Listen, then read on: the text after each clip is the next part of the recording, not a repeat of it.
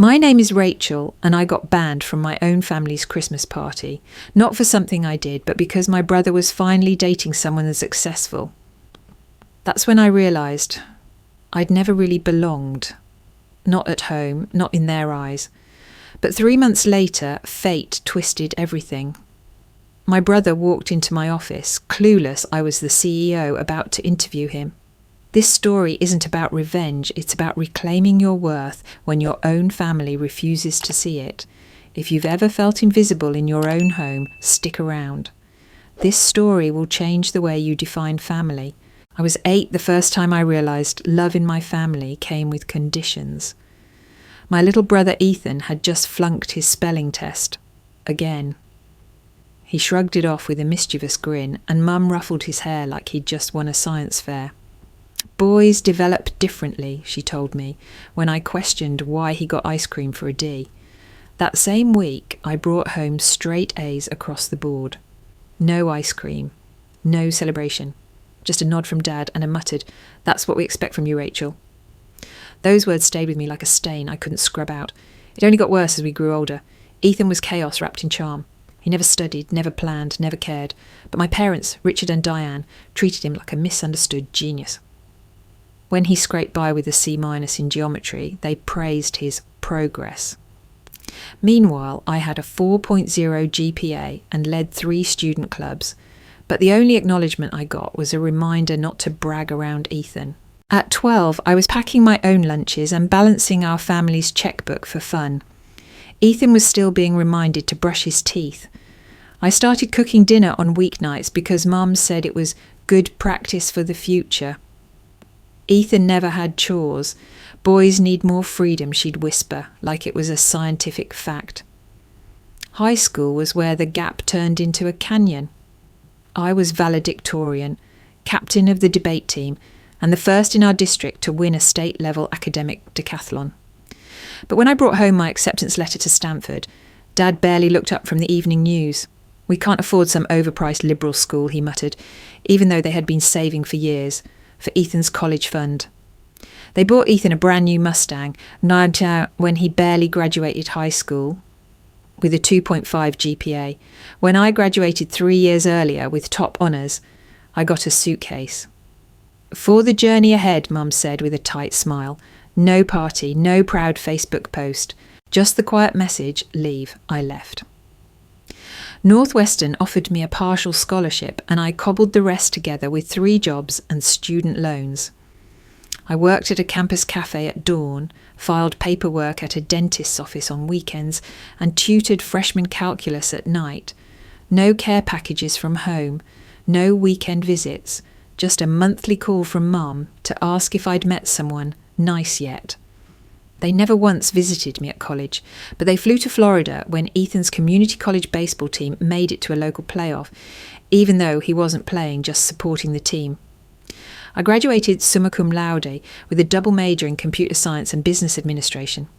I sent them an invitation to the ceremony. They came, but only stayed long enough to take 1 photo before leaving to catch Ethan's shift at his part-time electronics store job. "He gets nervous without us," Mum explained. It was clear, painfully clear. I was the insurance policy they never planned to cash in, the daughter who didn't need praise, support or help, the achiever they never asked for.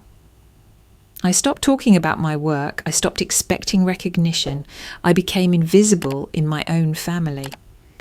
But invisibility has a funny way of turning into power. When you stop waiting to be seen, you start seeing everything clearly.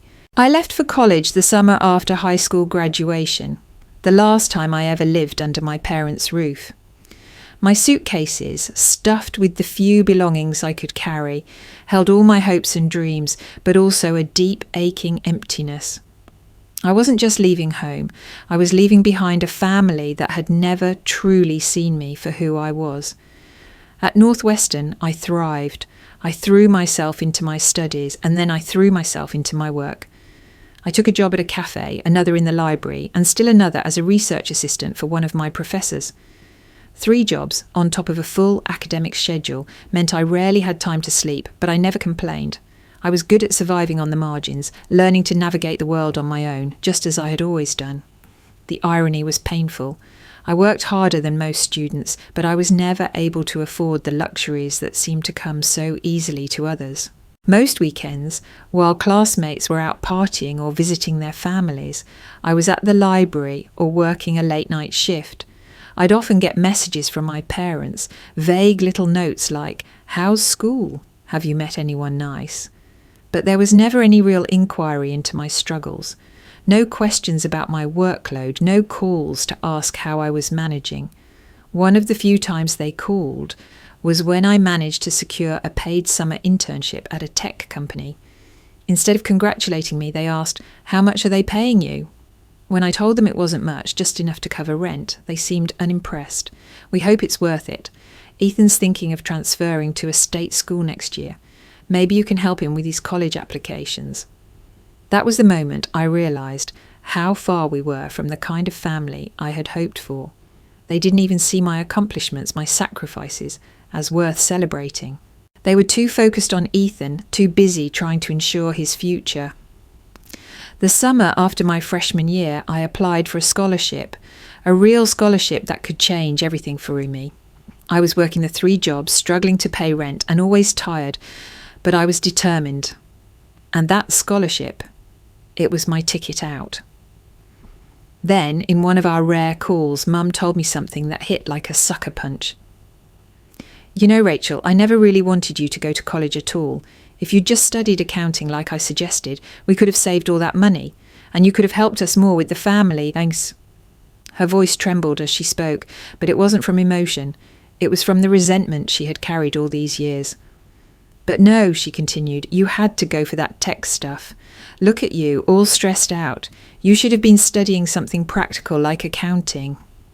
It stung more than any insult I had ever received, because somewhere deep down I had hoped, foolishly, that when I worked so hard, when I made my mark in the world, they'd see me, that my sacrifices would matter. I didn't call back after that conversation. I couldn't. I kept fighting on my own. I worked multiple shifts, often collapsing into bed at 2 a.m, only to be up again for 8 a.m. lectures. I learned to survive without help, to ignore the painful truth that my family had written me off before I had even had a chance to prove myself. I had nothing but my ambition, and that, at least, was mine. When I landed my first job in tech, I felt like I'd finally made it. It wasn't a glamorous position, just an entry-level developer at a small but rapidly growing startup, but it was mine. I had spent years dreaming of a career in technology, and now, after all the sacrifices and sleepless nights, I had the chance to prove myself. The first year was brutal. The learning curve was steeper than I expected, and I spent more nights than I care to admit, sitting in front of my computer screen, coding through frustration, tears, and fatigue.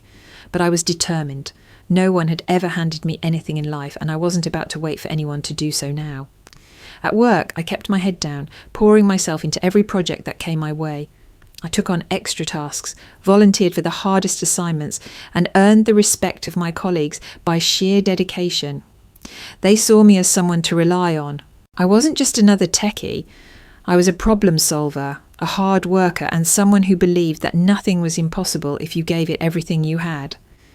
By the time I was 26, I was promoted to team lead. I remember that day clearly. I had just finished a massive project that saved the company millions, and my manager, a grizzled veteran in the industry, walked into my office with a huge smile on his face. "You did it, Rachel. You've earned it," he said as he handed me the official promotion letter. I didn't celebrate. I didn't even call my parents. I knew how that would go. They'd ask about the raise, but more importantly, they'd want to know when I was going to settle down. It was one of the hardest pills to swallow, the fact that my achievements, my hard work, didn't even matter to the people who should have been the most proud of me. But then again, they never had been. A few weeks after my promotion, I decided to call home. I had finally convinced myself that they might be proud of me, if only for a moment. I dialed the number and waited for the line to pick up. "Hello?" Dad answered, his voice flat, disinterested. "Hi, Dad, it's Rachel," I said, trying to sound upbeat. I just wanted to share some good news. I got promoted at work. I'm now a team lead, and the company is really happy with my progress." There was a long silence on the other end, followed by a grunt. "That's nice, Rachel," he said. "But do you have a boyfriend yet? You know, someone to share all that success with?" My heart sank. All those years, all that effort, and the only thing my dad cared about was whether or not I had a boyfriend. I felt like I was suffocating.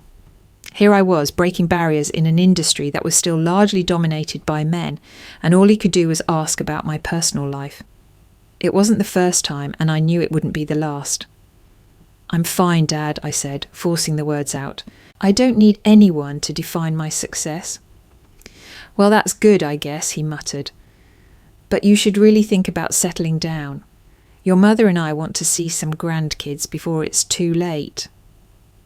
I could hear the sadness in his voice, but also the subtle disappointment. I had spent my whole life trying to make him proud, trying to be the daughter he wanted me to be. But I was never enough, and I never would be, as long as I wasn't following the path he had mapped out for me. After a brief, uncomfortable pause, the conversation shifted. We talked about Ethan for a while, how he was still trying to figure out his next steps, how he had just been offered another retail job, how he had such potential even though he had been fired twice in the past 6 months. I didn't say anything. There was nothing left to say. Ethan's mistakes were always just bumps in the road, while my successes were just expected. I hung up the phone that day feeling the familiar sting of being invisible. Despite everything I had achieved, I was still the other child, the one who didn't need encouragement or attention, the one who didn't need to be seen. But I wasn't giving up. No matter how many times they overlooked me, no matter how many conversations were dominated by Ethan's struggles, I wasn't going to stop. I was going to keep fighting because I had already proven I didn't need anyone's approval to succeed. And maybe, just maybe, that was the only thing that mattered. It wasn't long before my hard work began paying off in a big way. The company was facing a serious crisis. Our main product was failing and profits were sinking fast. My team and I worked tirelessly for months, redesigning the software, streamlining production, and fixing countless bugs. Every hour I spent at the office, every late night spent brainstorming solutions, felt like it was pushing us closer to the edge. But I refused to let us fall. In the end, we turned the company around. We launched a revamped product that not only saved the company, but also set us on a trajectory for exponential growth. My manager was ecstatic. "Rachel, you've done it," he told me. "This was a game changer. Your dedication and leadership pulled us out of the fire." But as much as that success meant to me, it wasn't what kept me going. It wasn't the praise or the acknowledgement that gave me the drive to keep pushing forward. It was the fact that no one else seemed to notice or care. Not my parents, not Ethan. A few months later, after the crisis was over, I called my parents. The number of times I reached out had dwindled over the years. But I thought maybe this time, maybe after everything I had accomplished, they would finally recognise what I had achieved. After all, I had just led the company through one of its worst crises and emerged as a hero in my department. When Mum answered the phone, I couldn't hide the excitement in my voice. "Mum, I have some great news. The company made a huge recovery. My team and I completely turned things around. We launched a new product and it's been a huge success. We're actually growing faster than expected." I waited for her response, but there was silence on the other end of the line. Then, in her typical distant tone, she replied, "That's nice, Rachel. I'm glad to hear things are going well." I was taken aback. Is that it? After everything, that was her reaction. I pressed on, trying to hold on to some semblance of excitement. "Thanks, Mum. You know, I'm feeling really good about this. It's been a lot of hard work, but it's finally paying off." There was another pause before she responded, but this time I could sense something in her voice that made my stomach drop. "You're always working so hard, Rachel. You're so focused on your job. But Ethan, he's really struggling. He's been fired again, you know. It's his 3rd time." My heart sank. I knew Ethan had been bouncing between low-paying jobs, but hearing that he'd been let go yet again was a blow. Still, I couldn't ignore the way she framed the conversation. She wasn't concerned about my success. She wasn't even asking about the details of my work. Instead, she was bringing up Ethan again, as though his repeated failures were somehow more pressing than my accomplishments. That's unfortunate, I replied, trying to keep my voice neutral. Wah, but I'm sure he'll figure it out. He always does. You know, Rachel, Mom continued, her tone growing more insistent, Ethan really needs our support right now. He's going through a tough time. He needs someone to encourage him, to help him get back on his feet. I felt a rush of anger and frustration flood through me. How many times had I helped Ethan? How many times had I put my own dreams on hold to pick up the pieces of his mistakes? And yet here I was, still the invisible one, still expected to quietly carry the burden of his failures while he was given yet another chance. You don't understand, Mum, I said, my voice wavering slightly. I've been carrying this company for months. I've been the one staying up late, making decisions that have changed the course of the business. But I don't hear any congratulations. I don't hear I'm proud of you. Instead, you're telling me to help Ethan again. He's 30 years old, Mum. He needs to take responsibility for his own life. There was a long silence. I could hear her breathing, and for a moment I thought maybe she would understand. But then in her soft voice she said, Ethan is the one who needs to be encouraged, Rachel. You've always been so strong. You don't need anyone to tell you you're doing a good job. But he needs us, and you should be there for him. The words hit me like a slap. So, I don't need encouragement? I don't need praise, I asked, my voice trembling. You don't see what I've done? You don't see me? No, she said almost too calmly.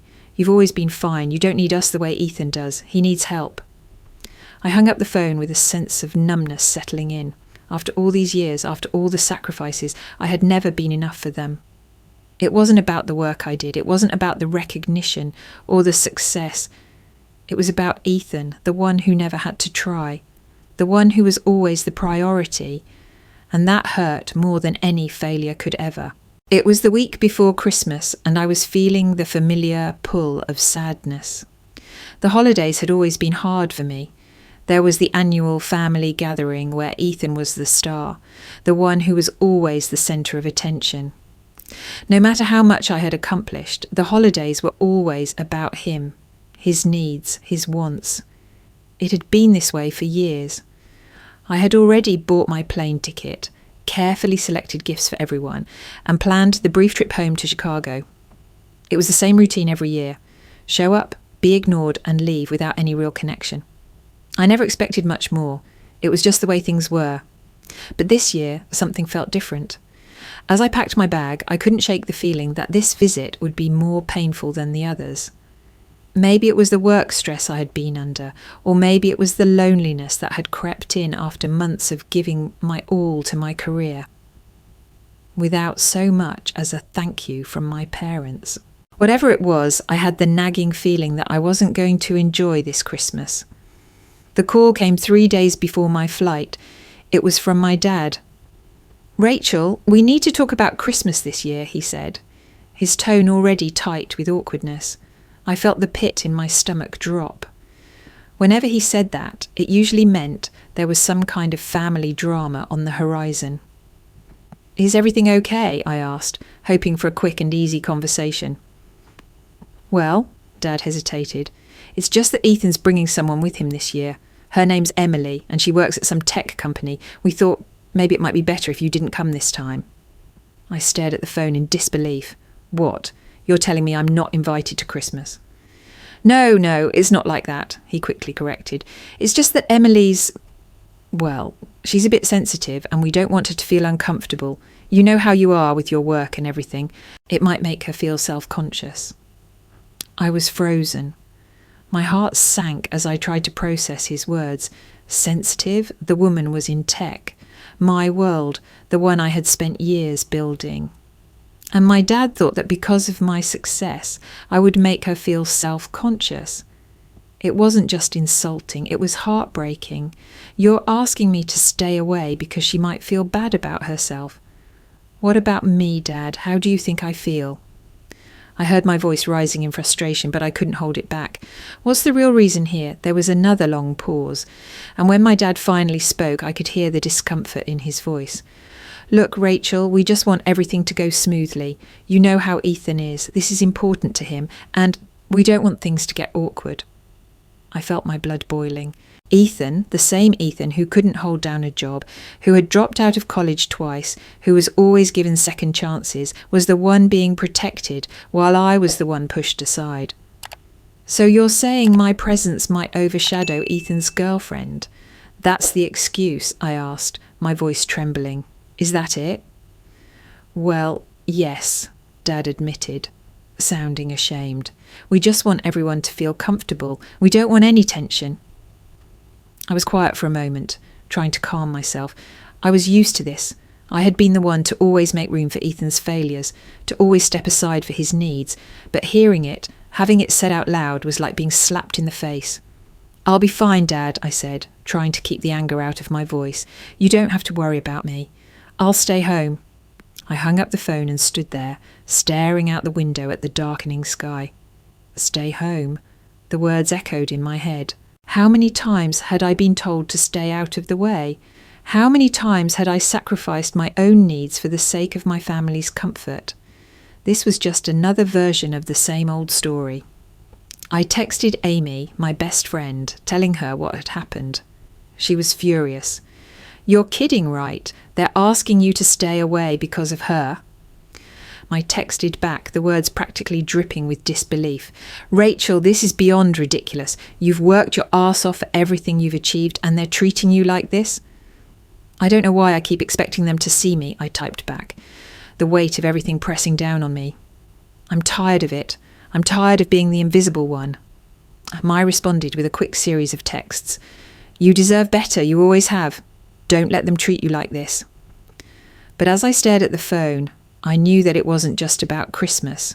It was about years of being invisible to the people who should have been the first to cheer me on.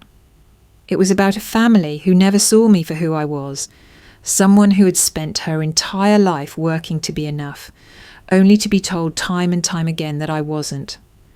Christmas came and went. I didn't go home. Instead, I spent the day alone in my apartment, catching up on work and watching old movies. I could have been angry, and maybe I was, but mostly I felt a deep, soul-crushing sadness. This was what my family had become, a place where I didn't belong, no matter what I did or how hard I tried. I spent Christmas Day in my apartment, wrapped in a thick robe and an even thicker blanket of disappointment. It wasn't the first time I'd been left out. It wasn't even the second, but this time it felt different. It was as if I had finally understood something that had been nagging at me for years, something I had never been willing to admit. I was invisible. I always had been. I didn't want to spend the holiday sulking, so I decided to do something I rarely did. I treated myself. I booked a spa day, a few hours of quiet, pampering, and forgetting the painful reality of my family's expectations. I told myself that I deserved this. I had worked harder than anyone I knew. And in that moment, at least, I could pretend that the outside world didn't matter. I could pretend that I mattered. I spent the next few hours in bliss, a deep tissue massage followed by a steam room and a facial that left my skin glowing. For a few precious hours, I felt free. But the moment I left the spa and opened my phone, my peace shattered. Facebook, a notification, a photo. It was from my mum. The photo showed my entire family gathered around the dinner table, smiling and laughing. Ethan, proudly holding Emily's hand, stood front and centre. They both looked so happy, so perfect. And the caption, so proud of these two power players. What an amazing Christmas with our two shining stars. I stared at the screen in disbelief. There I was, standing in the corner of the picture in the background, invisible as ever. My name wasn't even mentioned. The woman they were praising, Emily, was someone I didn't recognise at first. But as I zoomed in on her face, something clicked. Emily. She had worked at my company. She was one of the marketing executives who had been hired just a year earlier. When she first joined, she made a big impression. Quick wit, great ideas, and the kind of ambition that could fuel an entire team. But over time, it became clear that Emily had a serious flaw that no one had noticed at first. She was cutthroat.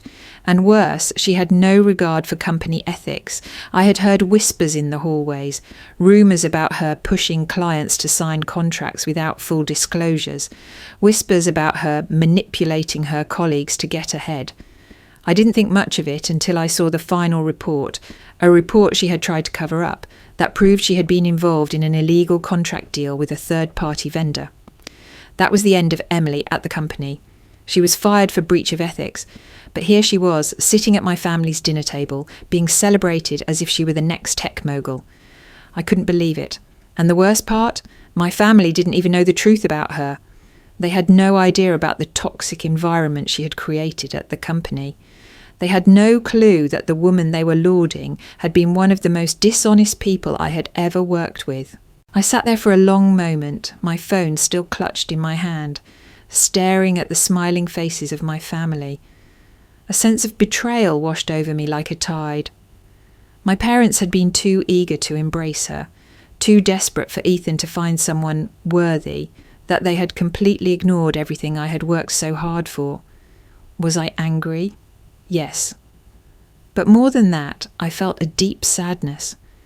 A sadness that came from years of trying to earn their love and approval, only to find that it was never really about me. I had always been the one to sacrifice, to push forward, to achieve, and yet none of that mattered. What mattered to them was Ethan's happiness and now Emily's. It was a crushing realisation. But it wasn't just the photo that hurt, it was what the photo represented. It symbolised everything I had feared. It was a reminder that no matter how much I succeeded, I would always be the outsider in my own family. It was a painful reminder that no matter how hard I tried to break free, I was always going to be stuck in the same cycle of neglect and disappointment. I decided in that moment that I wasn't going to let this photo define me. I wasn't going to let this holiday, the one where I had been pushed aside, ruin my sense of self-worth. I couldn't control what my family thought or did, but I could control how I reacted. So I put the phone down, took a deep breath, and made a vow to myself. I would stop expecting them to see me. I would stop hoping they'd validate me. I was going to build my life on my own terms. I didn't need them to validate my success. I didn't need their approval to know that I was worthy. And for the first time in a long time, I felt something I hadn't felt in years: relief. It was an ordinary Tuesday afternoon when I first saw his name on my desk. Ethan, my little brother. The name on the resume hit me like a wave crashing against a cliff. It was supposed to be just another candidate file for the senior product manager position, but this one was different. I stared at the document for a long time, trying to process the shock. There, in black and white, was Ethan's name, followed by his qualifications, though they were slim at best. He had bounced between various retail and service jobs over the years, never holding on to anything long enough to build a career. His last known position was working in a local electronics store, and before that he'd been employed as a junior sales associate at a cell phone company. Nothing in his resume screamed product manager. In fact, nothing in his history indicated that he was qualified for a senior role in a tech company. But that wasn't what stopped me dead in my tracks. It was the family connection section at the end of the resume. Ethan had listed me.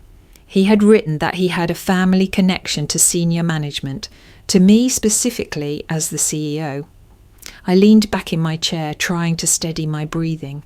How had he even gotten access to this position? Was this some sort of joke? I had to remind myself that this wasn't the Ethan I knew. He wasn't the responsible, driven individual who would take such a step on his own merit. No, this was a move motivated by something else entirely. I reread the file, the weight of the situation settling heavily on my chest. I hadn't seen Ethan in months, hadn't even spoken to him since the disastrous family Christmas. I had heard from my best friend, about his latest job loss. And now, here he was, applying for a job in the very company I had helped build, the very company I had worked my entire career to lead. I felt a knot form in my stomach. The internal conflict began to rise. Should I ignore the fact that Ethan was my brother? Should I disregard his application and pretend that it had never come across my desk? Or should I do the right thing according to company policy and evaluate him like any other candidate? What if he used the family connection as leverage to bypass normal processes? What if the company board found out and thought I was playing favourites? I wasn't sure what hurt more, the fact that Ethan had never reached out to me about the job, or that he had tried to use our family connection to get ahead. It stung to know that he believed I would help him get into this role purely because of our relationship, even though I had never once shown any favouritism in my career. I didn't know what to do. I had always tried to remain professional, to keep personal matters separate from my work, but this felt like a betrayal of everything I had fought for in my career. I had worked so hard to prove myself, to build a reputation based on merit and skill, and here he was trying to undermine that by using me to get ahead. It took me a few minutes to regain my composure. The last thing I needed was to let my emotions get in the way of making a professional decision. I took a deep breath and picked up the phone. I needed to talk to Jiang, our head of HR, to understand how Ethan's application had made it this far in the process. Jiang, I said as soon as she answered, I need to speak with you about an application that came in this morning. It's for the senior product manager role. The candidate is my brother. There was a long silence on the other end. Rachel, she began carefully, we knew the applicant had a family connection, but I didn't realise it was your brother. His resume was impressive in terms of the work he's done in product sales, but I didn't know how much you'd want to be involved. I shook my head, trying to process everything. I'm not involved. I've never been involved in his career decisions, but this is complicated. I understand, Jiang said softly. We'll follow standard protocol, but I understand why this is difficult for you. The process will remain unbiased. I closed my eyes for a moment, rubbing my forehead. I could feel the weight of the decision pressing down on me. Ethan had crossed a line, but I wasn't sure how to handle it. Should I let him through the interview process, or should I step in and stop it from going further? As much as I wanted to bury this in the sand, I knew I had to remain objective. I couldn't let my personal feelings interfere with what was best for the company. I owed it to my team, to my career, and to the company's future to make sure the process was fair, even if it meant facing my own family's dysfunction head-on. Jiang, I said with resolve, please proceed with the interview process as planned, but I will recuse myself from the final round of interviews if he makes it that far. I want complete transparency. Understood, Jiang replied. I'll make sure everything is handled by the book. I hung up the phone and stared at Ethan's resume for a long moment. Part of me felt a deep sense of betrayal. The other part, the professional part, knew that I had to stick to the company's values. But no matter what happened next, I couldn't shake the feeling that this would never end well for either of us. The days leading up to Ethan's interview felt like a slow march towards an inevitable confrontation. I kept my distance from the process, trying to focus on my responsibilities as CEO, but part of me couldn't stop watching. Every step Ethan took, every round of interviews he passed, felt like another betrayal, another reminder of the blurred lines between family and work. He was moving through the stages of the interview with surprising ease. At first, I expected him to stumble. I thought that someone who had been so reliant on the grace of others throughout his life would falter under pressure. But instead, Ethan performed well. He answered questions with the kind of self-assured confidence I hadn't seen in him before. He had a way of talking, of weaving together his sparse experience with the kind of buzzwords that tech companies loved. He spoke like he belonged. He spoke like he was already a part of the industry. His confidence was undeniable, but what bothered me the most was the way he danced around certain questions. He seemed to know just enough about the company's operations, just enough about product management lingo to make himself seem credible. It was clear to me that he wasn't truly qualified for the job, but his charisma, the way he spoke, the way he made everyone around him feel like he was the answer to all their problems, that was his real skill. Twist 3. As I followed his progress through the interview stages, something unexpected happened. Jiang called me into her office one afternoon for an update. "Rachel," she said, looking uneasy, "there's something you should know. I had a conversation with Ethan before his second interview, and, well, he mentioned something that caught my attention. He said he was aware that you work here, but he didn't know you were the CEO. My heart stopped. What did he say? I asked, my voice tight with disbelief. He said, Jiang continued, that he knew you worked here, but he thought you were just a middle manager. Someone in charge of a department, maybe. He wasn't sure. He said Emily had told him you were in management, but not that you were the CEO. I blinked, trying to process the information. Ethan didn't even know the extent of my role in the company. How was that possible? How could he have worked his way into this interview without realising who I was? I couldn't help but laugh bitterly. Emily. The same woman who had once been fired for unethical behaviour was the one who had given Ethan this false impression. She had told him that I was just another middle manager, that I was only in charge of a small team, not the entire company. It made sense now. She had to have downplayed my position to keep him from feeling intimidated. She had to have made him believe that the company wasn't as important to me as it actually was. It stung, but I tried to push it aside. There was no time to dwell on how Ethan had gotten this far. I had to focus on the bigger picture, the company, the team, and the decision that lay ahead. I could no longer pretend that this wasn't affecting me on a personal level. But I had to remain objective. I had to act like the CEO I was. I had to be strong for the company's sake. Later that afternoon, I found myself in a meeting with the executive team. We were discussing Ethan's interview feedback. To my surprise, the team was impressed by his performance. He had passed every round so far with flying colours.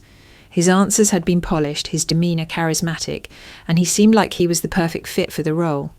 I couldn't bring myself to say anything. I knew that if I voiced my concerns, it would be seen as favouritism, as bias. It would be viewed as personal, and that was the last thing I wanted. I had to trust the process. But deep down, I knew that Ethan didn't belong here, not in this role, not in this company. His entire career had been built on the idea that he could charm his way through life, relying on his personality rather than hard work or real talent. And that was something the company couldn't afford, not now. After the meeting, I retreated to my office, my mind racing with thoughts I couldn't silence. I had tried so hard to separate my family life from my professional life, to keep them from bleeding into each other. But now, with Ethan applying for a job in my company, it felt impossible to do that. The lines had been crossed, and as much as I tried to distance myself from the emotional weight of the situation, it was becoming harder and harder to ignore the pull of my own family's dysfunction. As the day went on, I couldn't shake the feeling that this whole situation was spiralling out of control. What had started as a simple application had now turned into something much more complex. I wasn't just reviewing a resume. I wasn't just evaluating a candidate for a role. I was facing the reality of a family that had never truly seen me, that had never truly respected my achievements. And the worst part? Ethan didn't even know who I was. He didn't understand the magnitude of what I had built, of what I had sacrificed to get here. He didn't know the full story of how I had risen through the ranks, how hard I had fought to prove myself. To him, I was just another middle manager, someone who wasn't worthy of his respect, and that was the hardest pill to swallow. The day of Ethan's final interview arrived, and I had to brace myself. It was the day everything would come to a head, and I couldn't deny the anxiety that gripped me as I prepared for the inevitable confrontation. I had been dreading this moment, but it was coming whether I was ready for it or not. I sat at the head of the table in the executive boardroom, reviewing the last of the interview notes. My team was scattered around the room, finalising their feedback. There was a strange silence in the air, almost as if everyone could feel the weight of the moment. Ethan's interview was supposed to be just another part of the process, but to me it was personal, too personal. When the door opened, I felt my stomach churn. Ethan walked into the room, his usual swagger in place, but something was off. His confidence seemed forced, his smile a little too wide, as though he was trying to hide his nerves. He glanced around the room, probably expecting to see the usual set of interviewers, people who didn't know him, people who didn't have any emotional ties to him. But then his eyes locked onto mine. For a brief moment, there was a flash of confusion in his gaze, quickly followed by a flicker of shock. His jaw tightened and he froze in his tracks. "Rachel?" he stammered, unable to mask his surprise. I stayed perfectly still, my expression neutral, my heart pounding in my chest. I had spent so long building my professional reputation, keeping my family life and my work life completely separate, and now here it was, shattering in front of me. But I couldn't show any weakness. I couldn't let him see how much this was affecting me. "Good afternoon, Mr. Wilson," I said, my voice calm and collected, as if this were any other routine interview. "I'm Rachel Wilson, CEO of Nexus Zenith Technologies. Please have a seat." There was a long pause as he processed what I had said. His expression shifted from shock to confusion to disbelief. I could see him struggling to comprehend what was happening. Ethan, who had grown up with the belief that I was just another middle manager in the company, now realised the truth in the most unexpected way. "Wait," he said, his voice wavering slightly.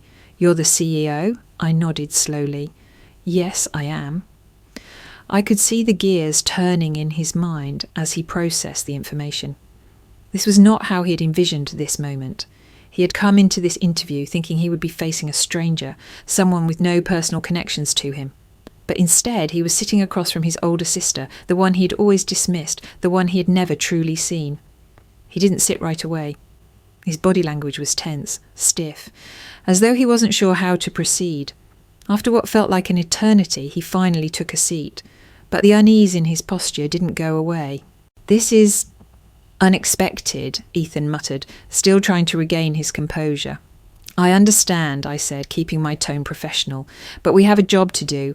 We're here to talk about your qualifications for the senior product manager position. Let's focus on that." Ethan looked around the room, trying to steady his nerves. I could tell he was fighting to maintain control, but it was clear that the surprise of seeing me in this role was throwing him off. He had never seen me as an equal, let alone as the person in charge of the company he was now interviewing to work for. As the interview progressed, Ethan tried his best to recover, but it was evident that he was struggling. He answered questions, but his responses were scattered, lacking the confidence that had carried him through previous rounds. He stumbled over technical terms, tried to make vague references to past experiences that didn't quite fit, and in general it felt like he was only half present in the room. He wasn't the smooth-talking candidate who had charmed his way through the first rounds. Now he was just a man trying to keep his cool in front of someone who had always been invisible to him. I didn't let it show. I remained calm, focused, and professional. I asked questions, probed deeper into his qualifications, and gave him opportunities to elaborate on his experience. But deep down, I was struggling with my own emotions. This wasn't just an interview for a position. It was a reflection of everything that had gone wrong between us, everything that had been ignored and overlooked for years. As the interview came to a close, I could see the exhaustion on Ethan's face. He had been trying so hard to hide his discomfort, but it was clear that the truth about me, about the company, about our family, had hit him harder than he had anticipated. When the interview ended, I stood up and extended my hand to him, just as I would with any other candidate. He looked at my hand for a moment before shaking it, his grip a little too tight, as though he was trying to maintain control. "Thank you for your time, Mr. Wilson," I said, my voice firm but devoid of emotion. "We'll be in touch." He nodded, still processing, and as he left the room, I could feel a weight lift off my shoulders. The hardest part was over, but now I was faced with a decision I didn't want to make. What would I do with this information? What would I do with my brother's application? I knew I couldn't make this decision based on my feelings alone. I had to act as the CEO. But the question lingered. Could I ever truly separate the personal from the professional? As the final interview session ended, the room seemed to fall into an uncomfortable silence. I could feel the weight of everything we had just experienced. Ethan had been trying to regain his composure throughout the interview, but the cracks in his confidence were unmistakable. What had started as a confident, polished facade had fallen apart the moment he realised who I was. And now, sitting across from me, he seemed small, defeated yet trying desperately to save face. "Rachel," he started, his voice tight with frustration. "I know this isn't how you imagined this going, but please, you have to understand. I'm trying here." I leaned back in my chair, folding my arms. My eyes remained focused, professional, but inside I was fighting a swirl of emotions. Part of me wanted to reach out, to ease his pain, to fix everything that had gone wrong between us. But the other part, the professional part, knew this wasn't about feelings. This was about merit. This was about professionalism. "I do understand, Ethan," I replied calmly, keeping my voice even. "But this interview was about your qualifications, and frankly, you didn't provide the depth or experience necessary for the position. You didn't show us the skills or insights we need." Ethan shifted in his seat, his fingers tapping nervously against the armrest. I know, he muttered. "But I could learn, Rachel. I can do this. You know I can. I've been through a lot, and I'm ready to make a change. You can't just throw me away because of one bad interview." I could see the desperation in his eyes, and for a moment, I almost felt guilty. Guilt for what? For not helping him more? For being the person he was always comparing himself to? But I knew that wasn't fair to myself. He had always been given chances, opportunities I never had, and yet he still relied on charm, on manipulation, instead of truly understanding the work that went into making this company a success. "Well, you're not being thrown away, Ethan," I said, my voice softening a bit, "but you need to face the reality. You didn't meet the criteria for this role, and that's not something I can change for you." Ethan's face tightened. "So that's it, huh? You're just going to let me fail again, like always. You've always been the one with the perfect life, the perfect career. And me? I'm just the screw-up, right?" His words stung more than I expected. His resentment was palpable, like a sharp knife aimed directly at the heart of everything I had worked for. I opened my mouth to respond, but before I could say anything, Ethan stood up abruptly, his chair scraping loudly against the floor. "Maybe it's easier for you to pretend I don't exist. Maybe it's easier for you to be the successful one and leave the rest of us behind. But don't think I didn't notice, Rachel. You've been hiding things from the family. You've been keeping secrets. I was always kept in the dark about what you actually do at this company. No one ever told me you were the CEO, but Emily, she knew. She told me everything." His voice trembled with frustration, but he wasn't done yet. "She warned me. She told me you were hiding your success from everyone. She even tried to tell Mom and Dad, but they didn't believe her. They didn't think you'd ever be this big. But Emily knew the truth. She told me you were the one really running everything here. And yet, you kept it all from us." His words hit like a bombshell. Emily. I couldn't believe what I was hearing. Emily, the same woman who had been fired for her unethical behaviour, the woman who had been involved in shady business deals, was the one who had told Ethan the truth? Was the one who had tried to get our parents to see what I had been doing all along? "Emily told you that?" I asked, my voice sharp, trying to keep my composure. "She's the one who said that?" "Yes," Ethan snapped. "She said it was obvious you were the one in charge. You've always been in charge, Rachel. You've always been the one making things happen while the rest of us sat on the sidelines. You think I don't know what's going on? I've watched you rise while I've been stuck spinning my wheels. I've had enough of it, Rachel. I've had enough of you acting like you don't care about any of us." A wave of anger surged through me, but I kept my voice controlled. "You have no idea what I've had to sacrifice, Ethan. I didn't hide my success from anyone, but I also didn't have to broadcast it to the world. I didn't have to be praised for everything I did. I did it because it mattered to me." Ethan was silent for a moment, looking at me as if he was seeing me for the first time. His eyes softened slightly, but the frustration still lingered. "You don't get it, do you? You've been so busy being perfect that you didn't even notice that we needed you. We needed your support, not just your success. I didn't know how to respond. It felt like a lifetime of emotions were crashing into me all at once. Anger, hurt, resentment, confusion. And underneath it all, a deep, painful realization. I had spent so many years trying to prove myself to my family, but in the process, I had lost sight of what really mattered. The call came unexpectedly, just days after Ethan's disastrous interview. My parents hadn't called me directly in weeks, and when my phone buzzed with my mother's name flashing on the screen, I hesitated before answering. A sinking feeling had settled in my stomach since that last conversation with Ethan. I wasn't sure what to expect, but I knew whatever it was, it wouldn't be easy. "Rachel," my mother's voice came through, soft but strained. "We need to talk. Can you come by the house? It's important." I could hear the hesitation in her voice, a familiar tone that always preceded one of their uncomfortable requests. I had learned over the years that important usually meant, "We need something from you." I sighed, steeling myself for whatever was about to come. "I'll be there in an hour," I said, trying to keep my voice neutral. When I arrived at my parents' house, I was met with an unusual silence.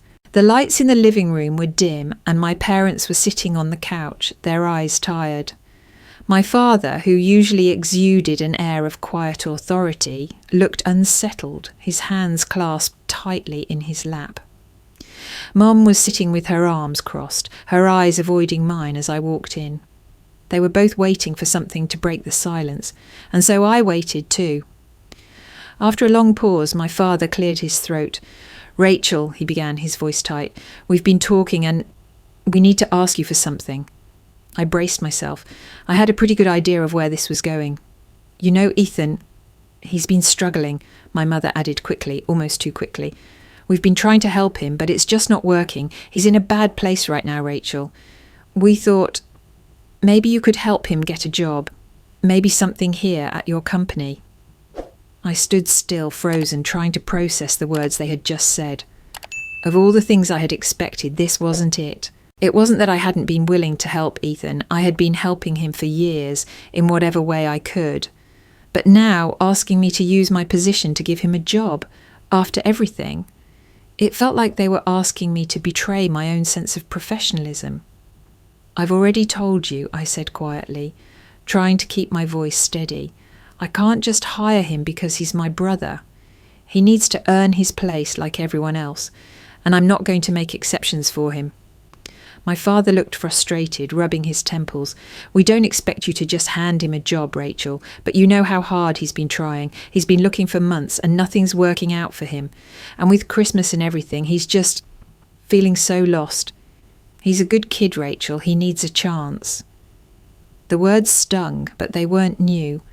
They had always seen Ethan as the good kid, the one who needed more help, more chances, more support. They had never seen me the same way. They had never once acknowledged that I needed anything more than what I could provide for myself. "But he hasn't been trying hard enough, has he?" I asked, my voice rising despite myself. "He's had more chances than anyone could ask for, and he's thrown them all away. He's been given everything on a silver platter, and it's never enough."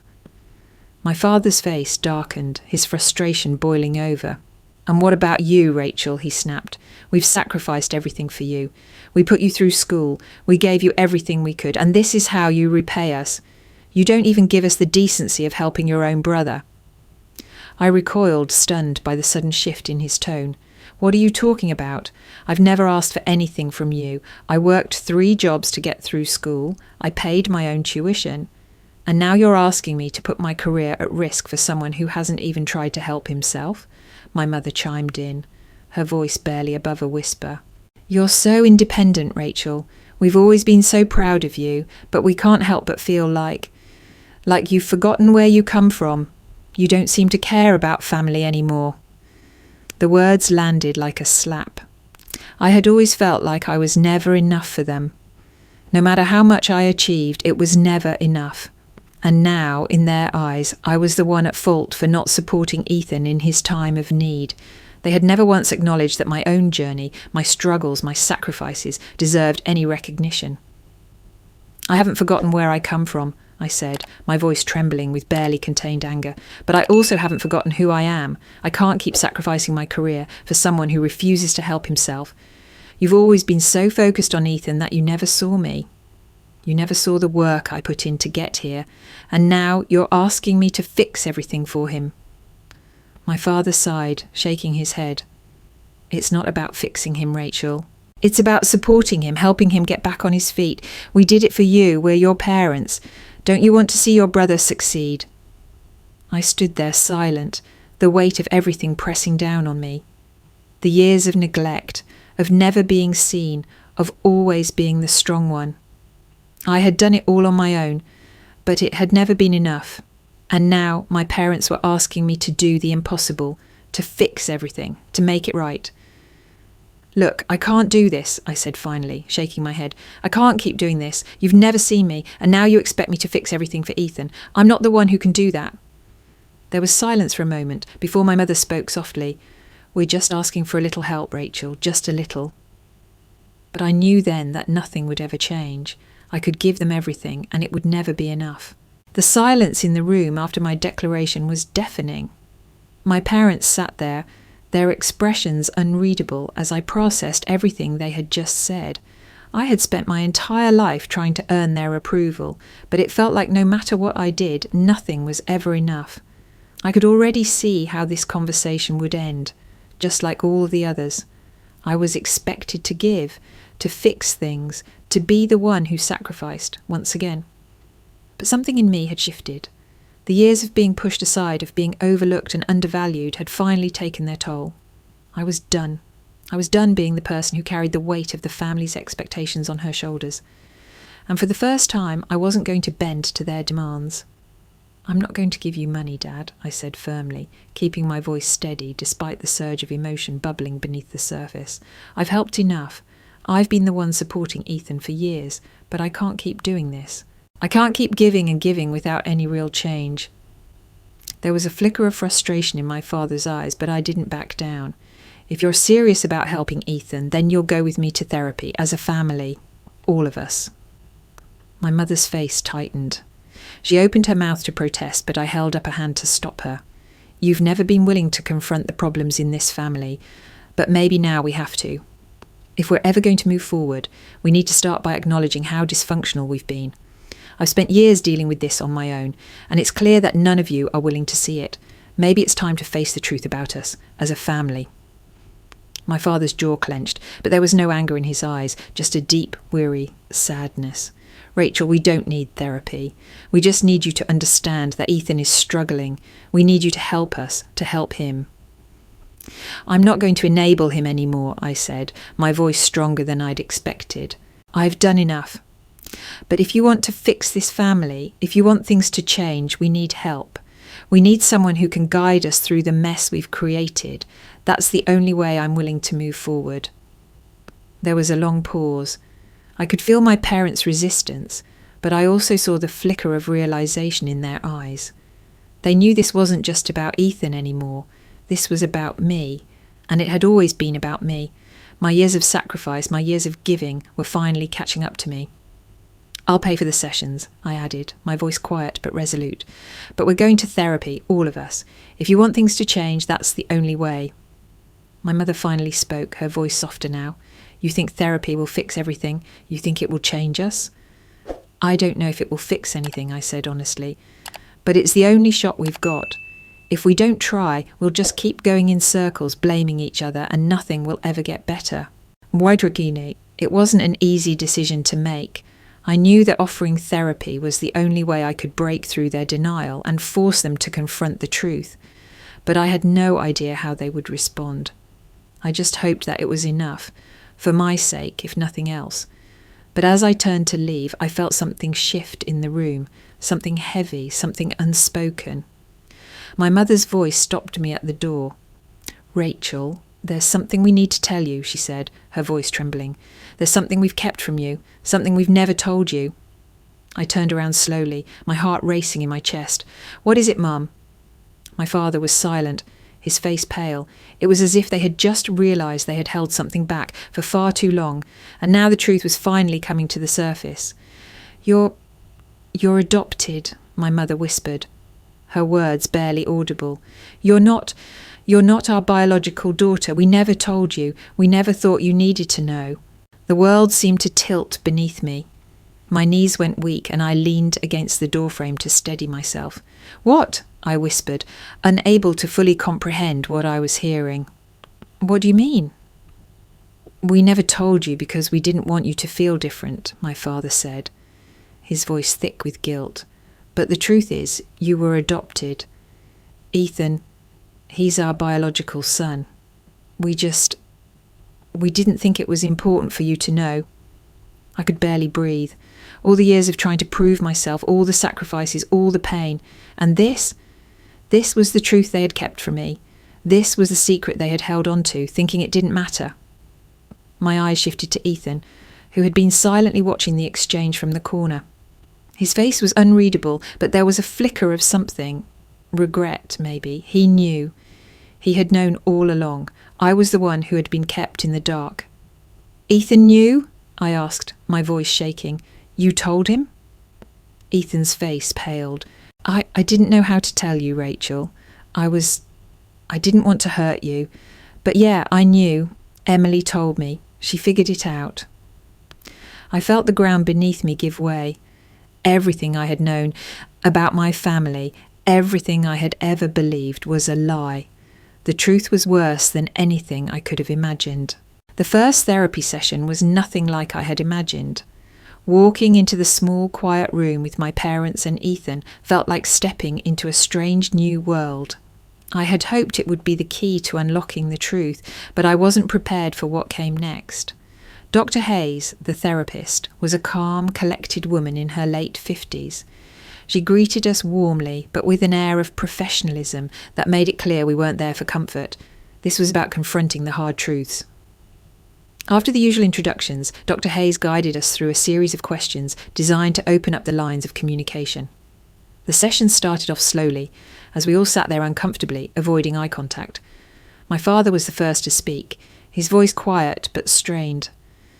"We didn't know how to handle Rachel," he admitted, his voice breaking slightly. "She was so much better than we expected. We couldn't keep up with her. We were afraid that if we didn't push Ethan more, we'd lose control. Rachel's success was too much for us to handle. We thought if we focused on Ethan more, it would make things easier." His words hit me like a ton of bricks. I had spent my entire life thinking that my achievements were being ignored, that I was invisible to them. But hearing him speak now, it was clear that they hadn't been able to handle me. They had been afraid of me, afraid of my success, and instead of encouraging me, they pushed me aside. "It's not that we didn't love Rachel," my mother added, her voice shaky. "It's just, we didn't know how to support her. You were always so independent, Rachel. You didn't need us. Ethan, on the other hand, he needed more of our attention. We were afraid we would lose him if we didn't give him everything." I looked at her, trying to process what she was saying. "You pushed me aside because I didn't need you, and you gave Ethan everything because he was the one you thought needed help?" I asked, my voice thick with emotion. My father nodded, his face filled with regret. "We made mistakes, Rachel. We made a lot of mistakes. We thought that if we focused on Ethan, he would turn out better. But we were wrong." Ethan had been sitting quietly, his eyes downcast. I could tell he was processing everything too, but he didn't speak right away. Finally, after what felt like an eternity, he spoke up. "I never realised how much I took for granted," he said, his voice softer than I had ever heard it.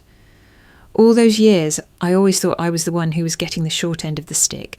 But looking back now, I see it differently. You never asked for anything, Rachel. You never needed anything. You were always doing things on your own. And I was the one who was always being coddled." It was the first time Ethan had ever truly acknowledged the disparity between us.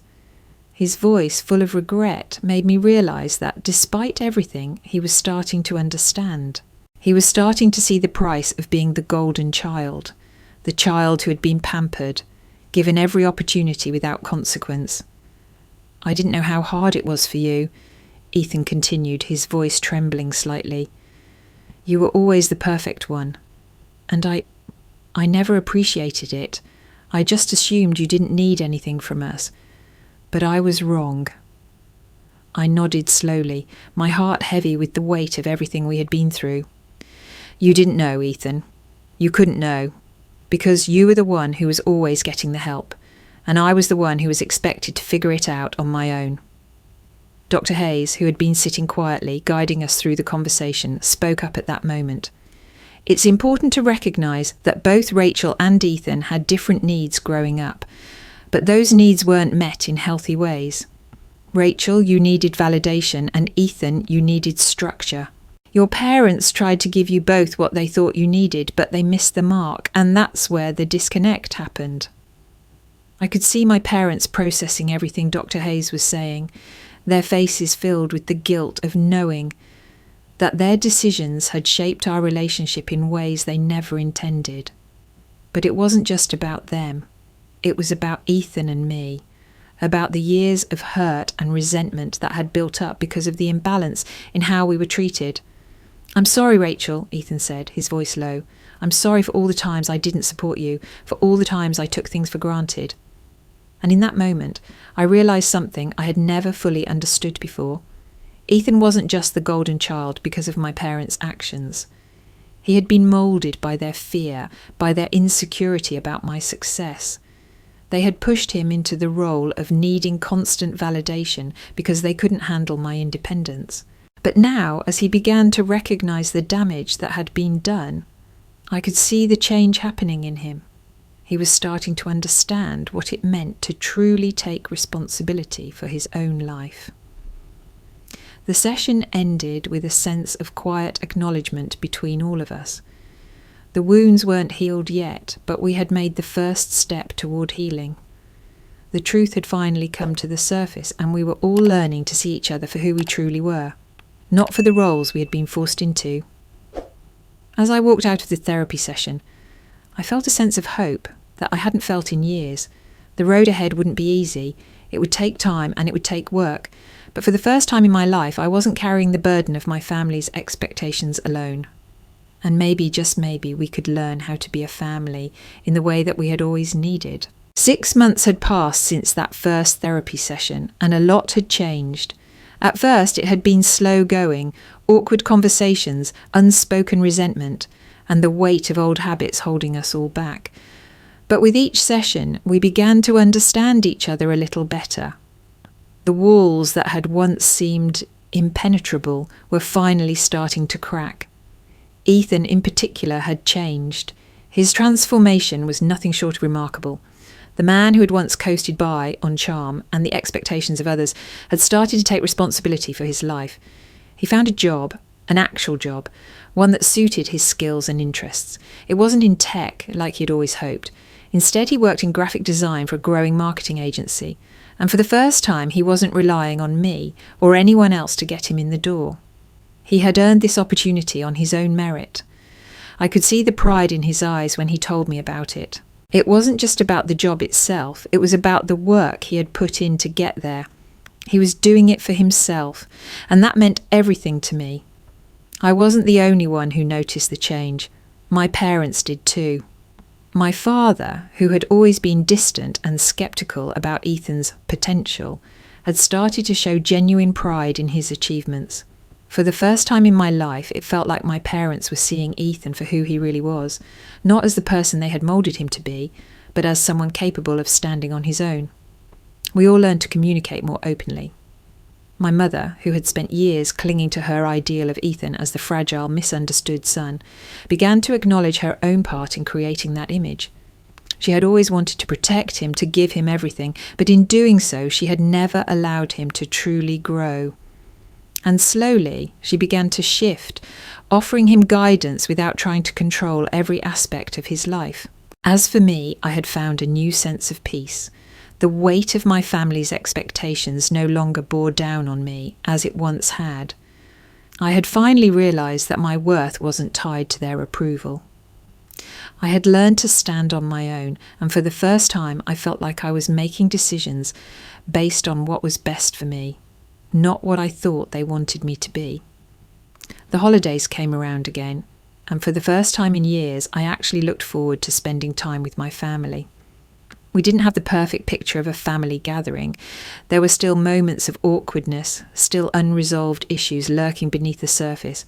But we were getting there. We were learning to be a family in the truest sense of the word, not because of blood or obligation, but because we had started treating each other with respect. One evening, about a week before Christmas, I sat down with my parents for one of our rare, candid conversations.